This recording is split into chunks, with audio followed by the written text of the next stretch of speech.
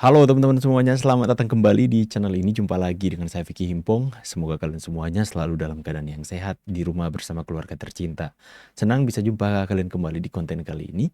Dan seperti biasa kita akan membuka ruang diskusi publik atas video-video yang hari ini sudah beredar viral di sosial media maupun media mainstream tentang perpolitikan. Kita akan sama-sama membahasnya. Teman-teman bisa memberikan opini, pandangan-pandangan kalian tentang video-video yang akan kita putarkan di kolom komentar. Jaga ya etika dalam bersosial media dan sama-sama kita hindari yang namanya disinformasi, fitnah, dan ujaran kebencian. Without any further ado, kita akan segera bahas video yang pertama. Paling penting adalah faktanya sudah diperlihatkan. Sampai Pak Refli juga sudah lihat. Yes. Saya lihat di dalam media mengatakan ada embos dan sebagainya. Mas Roy juga ya? Kok. Mas Roy juga ada, Bu Tifa ada, semua ada. Tetap palsu gimana diperlihatkan kalau palsu diperlihatkan ya satu kali 5 menit 7. Makanya teriak-teriak, perlihatkan saja selesai. Ini udah diperlihatkan, iya sudah lihat tetap palsu. Mereka mematahkan perkataan mereka sendiri. Menit sudah itu hilang Kan lagi. itu. Iya. Ya, sudah ditunjukin, dilihatin, sudah ada pernyataan resmi dari UGM. Jadi siapa yang bisa kalau sudah memiliki Ijazahnya paham? tetap palsu gimana? Mereka kepahaman nih. Ya, Saya termasuk lawyer yang datang Nah, ini melihat rekam jejaknya. langsung ijazah tersebut. Ya, saya ingat komposisinya. Mas Roy di depan, kemudian Nah, Dr. Tifa di depan, Sampai ke sini. mereka bisik-bisik dan saya di belakang Mas Roy juga melihat. Misalnya soal foto, soal tipisnya dan lain sebagainya. Embos ada. Saya harus mengatakan emboss ada, Nah, kemudian emboss ada. watermark ada, Watermark ada. Jangan bilang embos. tak, ya kan? It does. Ini sebenarnya otomatis membantahkan bahwa statement yang selalu mereka bawa-bawa kemana-mana, selalu mereka ucapkan, Pak Jokowi tunjukkan saja ijazahnya, selesai dengan kebesaran hati Pak Jokowi tunjukkan saja, agar supaya itu selesai. Hei, mereka sendiri membantah, sudah ditunjukkan, mereka sudah lihat, tetap mereka katakan apa? Iya, sudah lihat, tetap palsu. Ya, mau sodorkan depan mata sebagaimana dekat pun mereka kebenaran itu tidak akan mereka terima sebagai kebenaran, teman-teman. Next ya. Mending kita lihat Wapres Gibran turun langsung ke NTT membawa mahasiswa UI. Ternyata ada juga mahasiswa UI yang mau untuk mengikuti Mas Gibran, bukan memilih untuk mengikuti demo, teman-teman ya. Ini ya. Mahasiswa UI ini ya teman-teman ya. Kalau nggak salah ya, Mas Gibran mengajak 2, 4, 5 atau 6 orang mahasiswa dan mahasiswi untuk mengikuti Mas Gibran ke NTT untuk meninjau langsung, memberikan bantuan ataupun bagaimana meninjau langsung para korban yang terdampak gempa, teman-teman. 6 orang ya. Ini luar biasa teman-teman ya. Ini kalian mau fitnah seperti apa, adakan sayembara kepada Mas Gibran. Dalam hati Mas Gibran, emang gue pikirin mending gue pergi melihat rakyat saya yang terdampak gempa. Ini baru bilang pemimpin, sama seperti bapaknya teman-teman. Setelah saya nimbang Dosen ini resmi daftarkan diri ikut sayembara. Denny Indrayana pernah kunjungi sekolah Gibran. Nah, mulai seru ini. Saya kenal bapak ini teman-teman, bapak dosen ini ya teman-teman ya. mikir-mikir, melakukan kalkulasi, estimasi di sana sini, maka saya menyatakan siap untuk mengikuti sayembara yang diselenggarakan oleh Bang Denny Indrayana. Jadi cair. setelah mencapai Lumayan, angka 1 miliar, Bang. menurut saya boleh juga lah ya. Boleh. Sudah menyatakan diri, saya siap untuk menjadi peserta nomor Pak dosen kalau udah dapat bagi-bagi ya. 1 untuk membuktikan apa yang diminta oleh Bang Denny Indrayana. Apa dasar saya? Pertama, Nah, ini tentu dasarnya. negara Australia dan negara Singapura adalah negara yang pernah saya kunjungi. Artinya saya tahu ya jalur mana yang akan saya tempuh ketika saya berada di Singapura dan ketika berada di Australia. Ya, jadi ini sesuatu yang menurut saya ya ada kolega-kolega yang bisa mendampingi saya dalam rangka untuk melakukan riset ya, riset minor lah, riset kecil ya. Mohon Bang Denny Indrayana tolong dicatat baik-baik ya syarat yang saya sampaikan. Jadi syarat yang pertama, tetapkan jumlahnya, jangan berubah-ubah. Yang kedua, hadirkan uangnya dalam bentuk fisik. Nah, itu. Yang kedua, Syarat yang ketiga ditantang adalah balik. Bang Denny mohon hadirkan notaris, bikin berita acaranya Notaris. tentang apa yang Bang Denny maksudkan dengan seluruh permintaan capaian-capaian yang ingin harus dicapai. Betul sekali, Pak dosen. Ya, jangan hanya keluar-keluar menggiring opini di masyarakat, membuat gaduh, tapi tidak ada kejelasan. Jangan-jangan udah capek-capek ke Singapura, ke Australia, udah dapat keterangannya yang setara, lantas kemudian itu hanya isu doang. Tidak ada kejelasan. Makanya Pak dosen, kalau memang Denny Indrayana serius, kalian harus share video ini agar sampai kepada Denny Indrayana. Kalau memang Anda serius Denny Indrayana, ayo penuhi syarat-syarat yang dikemukakan oleh Pak dosen ini teman-teman ya. Agar supaya beliau itu menyediakan notaris, uang 1M-nya dalam bentuk fisik terlihat, jangan hanya omong doang. Ya. Nah, ini seru ini. Ini seru oleh akhirnya ya. peserta yang mendaftarkan ya. Jadi jangan sampai uang itu adalah uang yang tidak send quote halal ya. Harus uang yang betul-betul. Jangan sampai itu bukan uang halal. Apa maksud Anda Pak dosen ya? Mulai ada singgungan halus ya. Clean, bersih ya, karena kita berbicara tentang persoalan yang sangat prinsipil nanti yang akan saya sampaikan. Berikut yang tidak kalah penting, harus ada durasi waktu. Jadi Durasi waktu. memang ada timing waktu, karena di mana-mana sayembara itu selalu punya range waktu yang sangat jelas. Nanti kita akan lihat ini Bang Denny main-main atau tidak, serius atau tidak ya. Kalau misalkan dikasih ternyata cuma 1 minggu ya atau 2 minggu, nanti kita akan menilai apakah rasional, karena kita akan bertemu dengan Mas Gibran wakil presiden. Saya akan mengunjungi secondary ya school dari Orchid Park ya di mana Bang Mas Wapres itu bersekolah, dan kemudian nanti saya akan terbang ke Australia di UTS ya, bicara tentang persoalan foundation studies ya. Jadi kita akan coba lakukan riset-riset di sana, kemudian balik lagi ke Singapura, dan kemudian kita akan pergi ke Bradford University ya di Inggris di sana untuk kemudian menelusuri jejak-jejak itu semua ya, karena ini tidak boleh sekedar laporan omon-omon, tetapi ada melakukan pembuktian, bukti-bukti yang akan disertakan melalui rekaman foto atau gambar atau kemudian video, wawancara dan yang lain-lainnya sampai pada pemotongan bentuk-bentuk. Yuk kita viralkan ya. Ya, Denny Indrayana mungkin berpikir bahwa wah nggak ada yang akan berani untuk memakan umpan saya. Ya, kalau ada seorang dosen ya, bukan kaleng-kaleng Pak dosen ya, mau menerima tantangannya, sudah diajukan 3 syarat. Kemudian beliau juga mengatakan bahwa siap untuk bertemu dengan Mas Gibran secara langsung, akan menelusuri jejaknya, dan nanti dan Indrayana nanti akan mungkin saja akan berkelit seperti yang saya mau itu ijazah SMA yang dari Indonesia. Ya nggak ada, karena Mas Gibran itu tidak bersekolah SMA di Indonesia ya. Nanti akan ada ngeles-ngeles seperti itu, jangan-jangan teman-teman ya. Nah, apakah Denny Indrayana akan berani menerima ya ada seorang dosen yang mau untuk mendaftar, orang pertama mendaftar, bahkan sampai mau ke Singapura, mau ke Australia, bahkan sampai ke Inggris, ke Paris. Ya, siap untuk mengikuti sayembara Denny Indrayana, tapi sebelum dilakukan harus ada kejelasan terlebih dahulu. Ini tantangan terbuka sebenarnya untuk Denny Indrayana. Apakah Anda serius? Apakah Anda mengadakan sayembara ini hanya sekedar untuk Anda viral saja, atau ini adalah sayembara yang serius yang Anda lakukan? Kalau memang serius, nyatakan uang itu dalam bentuk uang cash ya, dan kemudian buat surat di notaris, dan kemudian pakai jangka waktunya. Itu persyaratan dari Pak dosen yang mengikuti sayembara tersebut. Apakah Denny Indrayana akan memenuhi syarat-syarat yang diajukan oleh Pak dosen sebagai seorang yang pertama untuk untuk mengikuti sayembara yang diadakan? Karena dengar-dengar itu nilainya sudah 1M. Pak dosen ingat, kalau sudah dapat 1M, bagi saya bercanda. Ya, kita next ke berita selanjutnya teman-teman. Itu seru ini ya, ini seru teman-teman. Pak Jokowi dan Prabowo. Pak Prabowo kemarin kok asik sekali ya. Kemarin dengan Pak Prabowo kok asik sekali Bapak.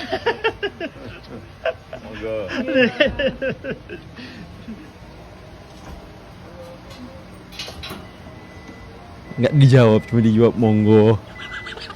Biarkan masyarakat yang Siap, Bapak. berspekulasi. Di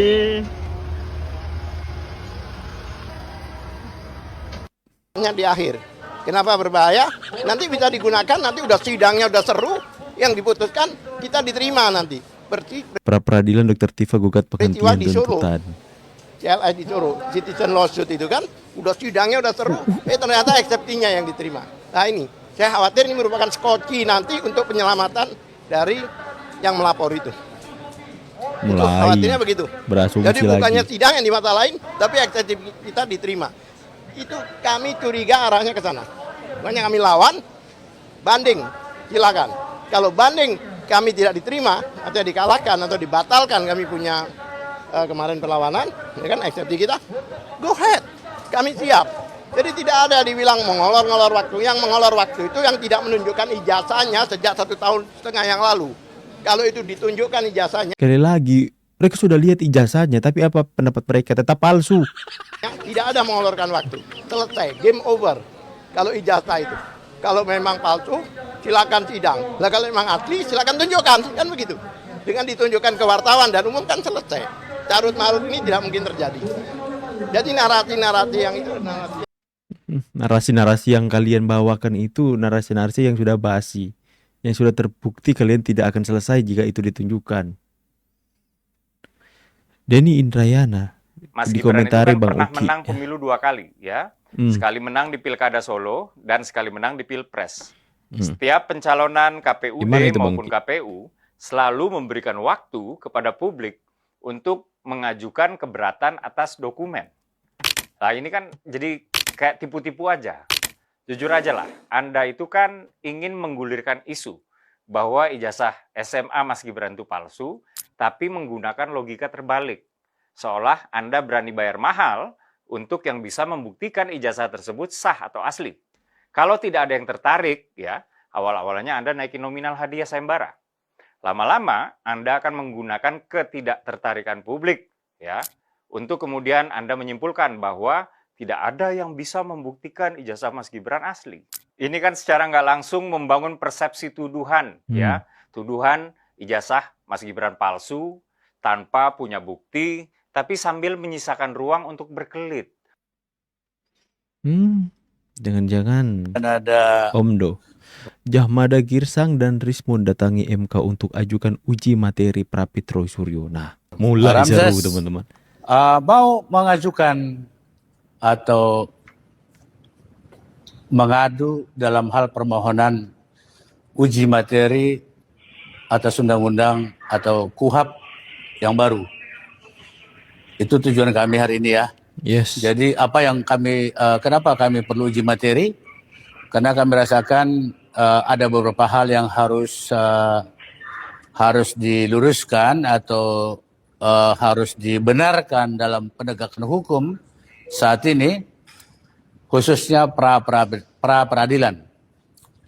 Jadi seperti kita ketahui bahwa pra-peradilan itu diatur dalam KUHAP pasal 158 huruf A ya, yang berhubungan dengan pasal 89 KUHAP juga, yang mengatakan bahwa pra-peradilan itu memang boleh dilaksanakan tapi harus nyambung ke pasal 89 yang disebut upaya paksa. Nah, apa yang terjadi saat ini adalah yang faktanya sekarang ini terjadi, khususnya di Pengadilan Negeri Jakarta Selatan, ada peradilan yang menurut kami selaku warga negara dan sekaligus tugas selaku penegak hukum, ada hal-hal yang menurut kami tidak etis atau tidak normatif lagi, tidak berdasarkan KUHAP yang kami sebut tadi pasal 158 huruf A dan pasal 89. Apa yang menjadi keberatan kami selaku warga negara dan juga selaku penegak hukum dan warga biasa adalah terjadinya pengulangan pra-peradilan. Katakanlah yang dilakukan oleh seorang tersangka, bahkan terdakwa sekarang ini adalah Roy Suryo. Nah, sesudah kami pelajari, kami amati selama mulai dari Prapit 1 sampai Prapit 3, 4 sekarang ini kalau nggak salah ya. 4. Itu apa yang menjadi benturan dalam hukum. Apa yang perlu diluluskan dalam hal itu. Nah, untuk itulah kami ada 7 orang ini, praktisi hukum atau penegak hukum dan warga biasa, dalam hal ini Rismon Hasiolan, Sianipar, juga turut terbeban. Berdasarkan Undang-Undang Mahkamah Konstitusi, kami merasa Anda mewakilkan semua Pak Jagir. hak konstitusional kami itu merasa terganggu. Apalagi kami selaku penegak hukum. Nah, untuk itulah kami datang mengadukan bahasa itunya dan mengajukan permohonan kepada Mahkamah Konstitusi agar mau menyidangkan, memeriksa permohonan kami untuk menertibkan atau meluruskan proses pra-peradilan yang ada di KUHP pasal 158 huruf A dan pasal 89 KUHP. Agar hal itu ditertibkan, jangan terjadi seperti sekarang, ada pengulangan, ada pengulur waktu, dan cenderung itu tidak memenuhi azas kepastian hukum. Perlu saudara ketahui bahwa azas yang dilanggar sampai saat ini menurut kami, tidak perlu banyak-banyak azas yang kami tampilkan. Satu, azas kepastian hukum. Dengan adanya kejadian Prapit 1, 2, 3, 4 dan mungkin berlanjut berikutnya, kami tidak tahu bagaimana kepastian penegakan hukum di Indonesia ini, terutama sesudah kita mendapatkan KUHP baru, boleh dikatakan baru seumur jagung lebih ini. Baru Januari kemarin berlaku, ini baru Agustus. Alangkah beratnya nanti. Jadi berat penegakan hukum Kemudian kita. yang kedua, adalah azas peradilan yang sederhana, cepat dan biaya yang murah gitu loh. Itu rugi negara terdapat undang-undang pokok terus. kehakiman. Nah, 2 azas ini saja menurut kami selaku hukum warga negara, ini harus Mahkamah Konstitusi hari ini yang kami ajukan permohonan itu harus mengambil sikap sesuai dengan kewenangannya. Satu tugas kewenangan daripada mahkamah ini adalah untuk menguji materi dari satu undang-undang, apakah itu bertentangan dengan Undang-Undang Dasar 45. Nah, kami sudah menyusun permohonan kami dan hari ini didaftarkan. Moga dalam waktu dekat ini mahkamah dapat membuat jadwal persidangan agar benar-benarkah pengujian permohonan kami untuk diuji pasal 158 Jungto pasal 89 KUHP. Ya, kubunya Rismon dan pengacaranya itu mulai melawan teman-teman ya. Mereka melihat yang dilakukan oleh Roy Suryo ini yang mereka mengambil dasar dari KUHP yang baru teman-teman ya, adalah sesuatu yang perlu untuk dikoreksi sehingga diuji di Mahkamah Konstitusi. Jalurnya sudah benar ya, agar supaya bisa melihat ini tidak serta-merta membuat bisa dikatakan kerugian negara. Prapit sudah sampai ke 4 tidak selesai. Dengar mau sampai ke 10 katanya teman-teman. Next. Yebran Tijo SD di NTT yang jadi posko pengungsi, tanyakan kondisi sampai makanan korban gempa.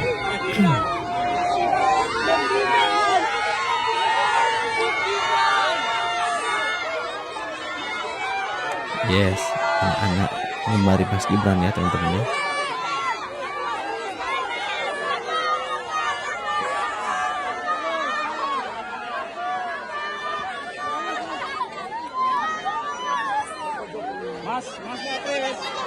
Mas Papres luar biasa.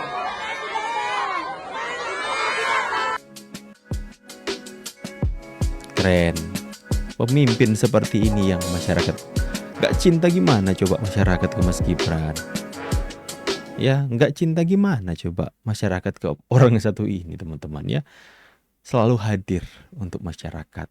Selalu turun untuk meninjau, berinteraksi secara langsung, melihat kondisi masyarakat yang dalam keadaan menjadi korban bencana teman-teman ya. Pemimpin seperti ini yang bisa diberikan mandat oleh rakyat ke depannya untuk memimpin Indonesia agar Indonesia bisa menjadi lebih maju lagi. Saya tahu ini Ya, saya kira Gibran ini Satria Piningit. Ya, kembali ke Satria Piningit lagi ya. Oke teman-teman semua ya, semoga kalian semua bisa mendapatkan informasi terupdate. Silakan berikan tanggapan-tanggapan kalian atas video yang sudah kita jadikan pembahasan yang sudah saya tampilkan tadi. Silakan di kolom komentar. Saya pamit dulu, see you on the next video and God bless. Bye guys.